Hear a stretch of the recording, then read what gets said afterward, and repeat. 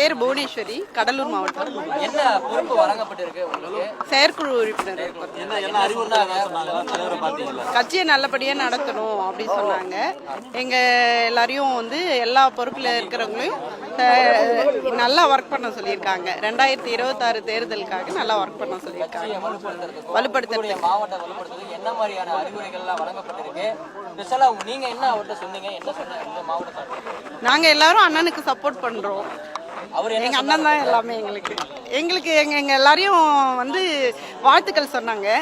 அப்புறம் எல்லாரையும் நல்லா ஒர்க் பண்ண சொன்னாங்க. கட்சியில பொறுப்பு வழங்கியிருக்கு. உங்களோட பொறுப்பு எப்படி உணர்ந்து செயல்படுவீங்க? உங்களோட கண்டிப்பா உயிர் இருக்கிற வரைக்கும் எங்க அண்ணனுக்கு தான், இந்த கட்சிக்காக தான் நான் கடைசி வரைக்கும் நான் இந்த கட்சிக்காக என்னால முடிஞ்ச அளவுக்கு ஒர்க் பண்ணுவேன்.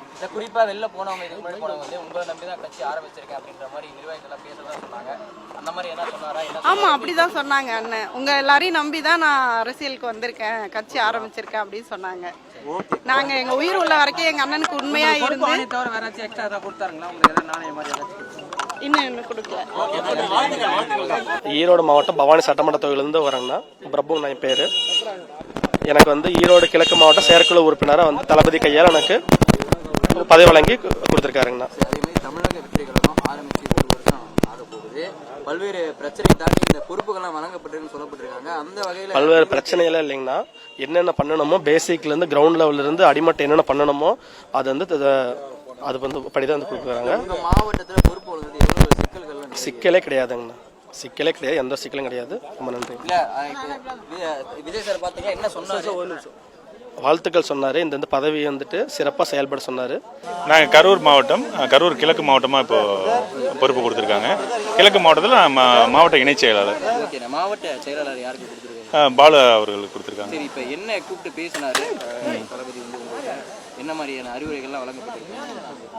எங்களுக்கு பொறுப்பு கொடுத்துருக்குறோம். பொறுப்பை சிறப்பாக பண்ணணும்னு சொல்லி எங்களுக்கு ஒரு சில அறிவுரைகள் கொடுத்தாங்க.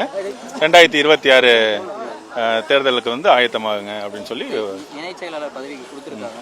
இப்போ நிறைய மாவட்டங்களில் பார்த்தீங்கன்னா இந்த பொறுப்பு கொடுக்கறதுல நிறைய சிக்கல்கள்லாம் நிலை வந்துச்சுன்னு சொன்னாங்க. உங்கள் மாவட்டத்தில் என்ன மாதிரி சிக்கல்கள் இருந்துச்சு? எதன் அடிப்படையில் உங்களுக்கு அந்த பதவிகள்லாம்? எங்களுக்கு எந்த சிக்கலும் இல்லை, சுமூகமாக தான் கேட்டதுக்கு எங்களுக்கு நாங்கள் உழைச்சதுக்கு ஏற்ப பொறுப்புகள் கொடுத்துருக்காங்க. இல்லை, இப்போ இவர் என்ன சொன்னார் உங்கள்கிட்ட கூப்பிட்டு? கட்சியினுடைய தலைவர் விஜய் சார் என்ன சொன்னார் உங்கள்கிட்ட கூப்பிட்டு? என்ன சொல்லியிருக்காரு? தேர்தலில் நல்லா உழைங்க, 2026 நம்மளுக்கு தான். அதே மாதிரி வெளில போனவங்க உங்களை நம்பி தான் கட்சி ஆரம்பிச்சிருக்கேன் அப்படின்ற மாதிரி சொன்னாருன்னு சொன்னாங்க. அந்த மாதிரி ஏதாவது? அந்த மாதிரிலாம் இல்லை. அது மாதிரி. நன்றி.